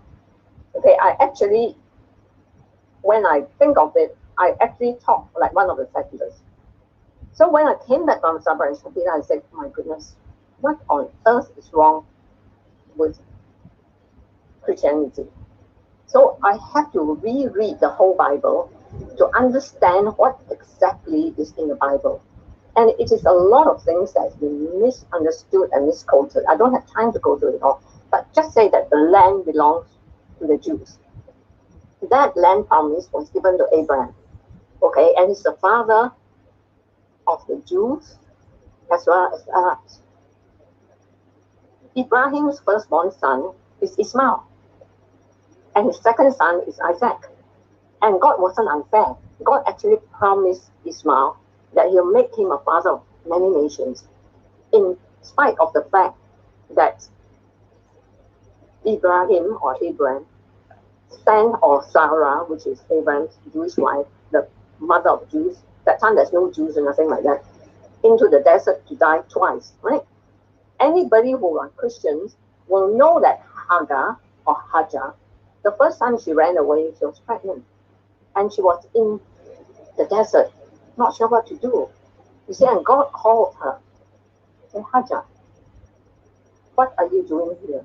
And who are you running away from? Then I'm running away from my mistress. And God said, no, I hear you. I hear you. You're with a child. Go back. Go back. And although you have to submit to the cruelty of your mistress, I will be with you to protect the child. Now that was in the Old Testament, which I never taught. I always taught my girls that, you know, the land belonged to Israel, you know, and so on and so forth. God has chosen the Israeli people and this and that. I didn't read this part, but it was all in the Bible. And the second time is when Sarah forced Ibrahim to send, this time is Ismail, he's about maybe 13 years old, and his mother to go into the desert with only one bag of water to die. We all know that it's in the Quran, right? And she put the boy under a tree and cried out to God. And what did God do? God opened a fountain for them to drink, and Ismail becomes a very strong leader of all the tribes. In fact, if you read on the Bible, the whole of the Bedouins and the Negev and the southern belt all actually are land granted directly by God to Ismail. And the third thing is also the granting of the land to the Jews or to Ibrahim is conditional on one thing, because God says, walk thou before me and be thou perfect, and I'll make you an everlasting covenant. So there are three parts to the covenant. One is that Abraham will be a great father of the tribes, right?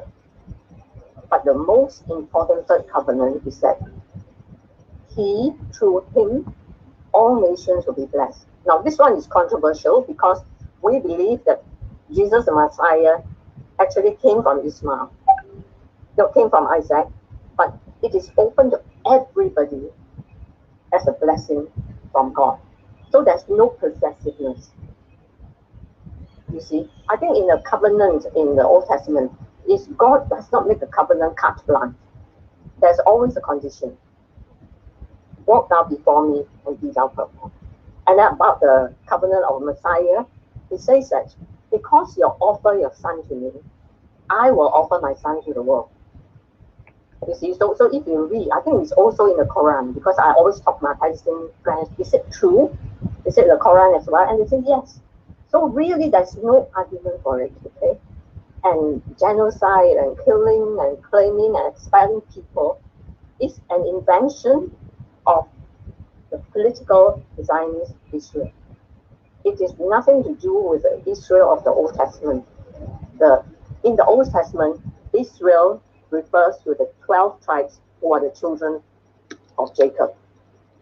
And Ismail also have a lot of children, and his children also have a lot of tribes. So that those were the days. So I read it again and again and again. I can find nothing to say that, this land belongs to you forever. It belongs to both. And the seed of Abraham, in Hebrew, seed is not a plural word, not a singular word. Seed means the seed, children, which means Ismail, Isaac, and the other children of Abraham later on.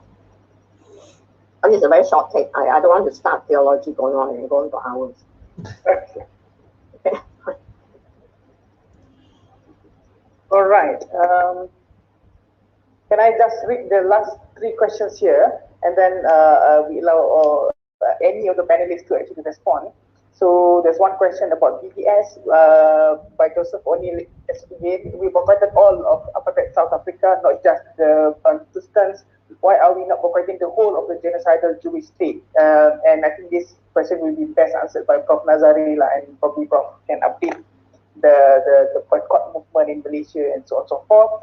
And the next 2 questions are, what are your thoughts on the new Israeli PM, Naftali Bennett, and what further effects do you foresee on the current situation in Palestine with the coming position? And the one thing that I'm interested as well is another question about Israel Shah, about the religious ideology underlying the genocide in Palestine. So do we need to revisit, and what is your opinion on this? Okay, all right, probably we start with Prof. Nazari first. Okay, thank you very much. The other questions will require a lot of time, so I will just be very, very brief. The question is, should we boycott the whole of historic Palestine under the control of the Israelis, the Zionists now? Yes. We in Malaysia, the PDS Malaysia has got the stance that we boycott the whole of Israel. We don't say that we only boycott companies that only operate in the settlements. That is the stance of the Americans movement, also the Europeans, because they start from a more difficult basis. For our basis, we start from a higher basis. We don't have any relationship with Israel. Malaysia does not have any relationship with Israel, and we do not recognize the state of Israel. And therefore, we do not condone any relationship with the illegal state of Israel. So any products that come from Israel are not, we say, we call Malaysians to boycott completely. So it's not only boycotting companies that operate in the West Bank or occupied territories, but we boycott any Israeli company, any Israeli institution. So I hope that is very clear as far as BDS Malaysia is concerned. Of course, we also want to call Malaysians to work harder, because many Malaysians are not aware of the issue of Palestine and are not aware of the apartheid nature. And as you can see from the survey that you did at the beginning, people are still talking about the two-state solution. They don't understand Zionism. If they talk about the two-state solution, they don't understand the nature of Zionism. That the Zionists came to take off everything, right? As you know, as we are witnessing now. So if you are talking about them, then you are being very naive, as if you do not know that they want to clear up. They want the whole of the country for themselves, including the West Bank. So Malaysians have got to understand the nature of Zionism and the nature of the apartheid nature of the state of Israel. Thank you very much. And the rest, I'll leave it to the rest of the panelists. Thank you.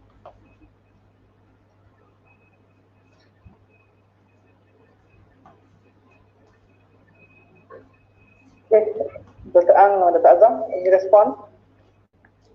Well, regarding Bennett, as far as the Palestinians are concerned, I don't know whether he is worse or the same as Netanyahu. It will make no difference.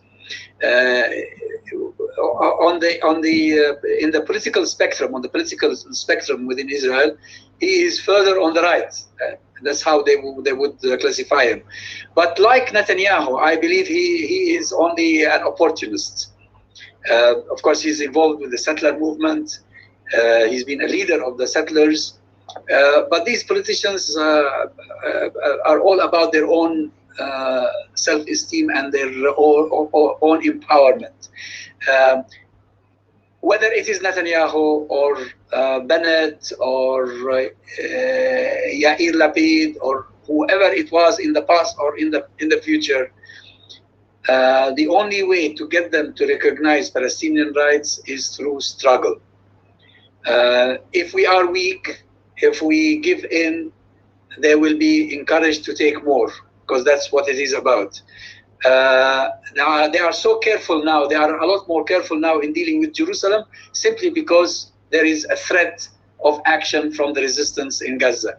Had there been no such threat, they would have done the unthinkable. Yes, there are differences among themselves. They compete among themselves for power, for more power. But when it comes to the Palestinians, they are all Zionists, and they all want the Palestinians out. Good. I just want to say something.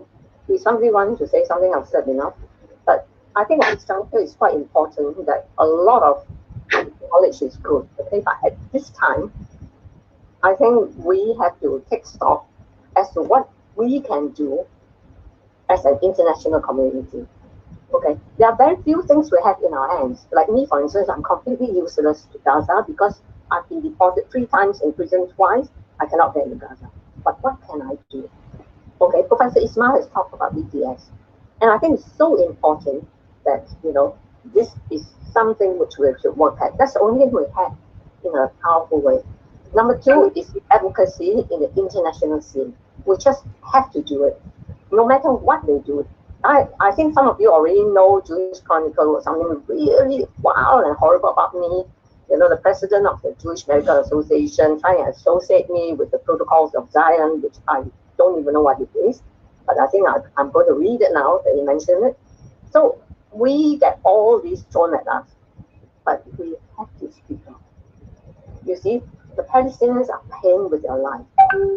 Gaza, in order to defend Jerusalem, has invited this 11 days of creep bombardment. It has been cancelled by the IDF. The children have their toys, they cannot play with it because they're dead. Right? The doctors are killed. Shifa Hospital, all the roads to Shifa Hospital have been bombed so that the wounded has to be carried physically into the hospital. So this is the reality in Gaza. And also, you think of the 6 million Palestinians living in refugee camps. We must not forget them. They must be included every time we talk about Palestine, so that they will remember that they know, but we have to remind ourselves that we know that they are part of Palestine. So these are our duties, okay? Just to do it. And in Malaysia, I think it's not easy because you open your mouth, they say, oh yeah, Dr. Swee, she spoke to Malaysia, it's an anti-Semitic country. Who cares? I think it's wonderful that you have a strong EBS campaign. I just wish we can have one like that in the UK. But right now, I must say, some of our colleagues are actually ticketing a lot of Israeli infrastructures like arms and so on and so forth. It is very difficult, but we will do it, and we'll look at it this way. The Palestinians are there, they're strong. So we draw our inspiration from them. And we do not do anything without putting them in front of us. So every time I do something, I have in my mind Palestinian children, standing unafraid, ready to give up their life for justice for their country. So that is our inspiration. Thank you, Dr. Ang Swee Chai. It's very, very interesting and it's very important as well. I think time is against us. So, but what we'll do is we'll allow 2 or 3 minutes to all panelists to just say their final thoughts, final rambling, or important points for all the participants to carry forward, and then we'll end with Dr. Lai. So probably we'll start with Prof. Nazari, and then Dr. Azzam, and last statement by Dr. Ang Swee Chai, and then I'll back to Dr. Lai. Yep, Prof. Nazari. Thank you very much.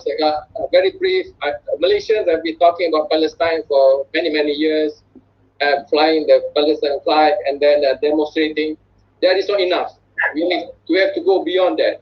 Not collecting money to give to Palestinians, that is not enough. We have to go beyond that. We have to start calling the international community. The Malaysian government has got to be more serious to spearhead the international community to recognize Israel as an apartheid state and to boycott it completely. We want Israel to be treated like South Africa was treated. In other words, they shouldn't be at the Olympic. They shouldn't be at the World Cup. They shouldn't be allowed to join any of the international platform.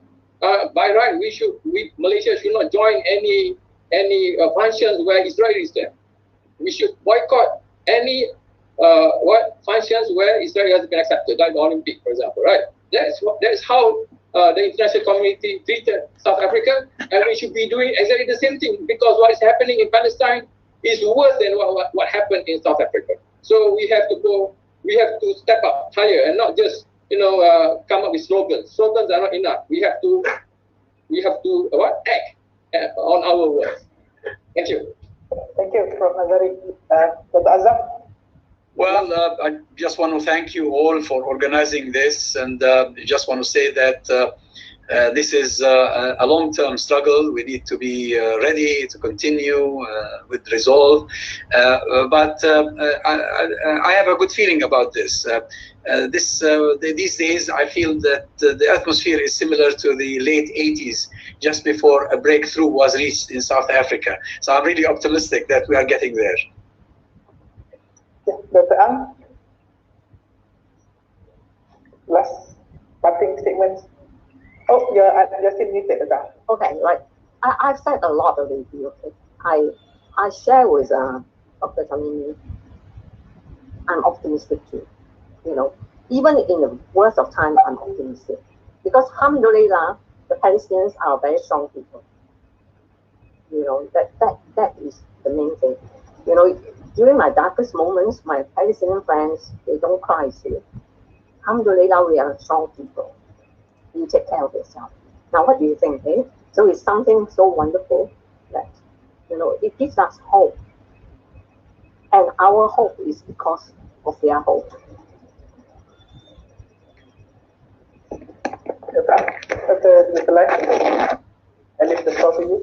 On behalf of the organizing committee, that is the Academic Staff Association of University Malaya, the Academic Staff Association of IIUM, and also BDS, I would like to thank you all, the esteemed panelists, for their insights. Yeah, Prof. Ilan, who has left just now, and Afaf, Dr. Ang, Dr. Azzam, and also Prof. Nazari. I definitely have learned a lot from all of you, and I hope the audiences has too.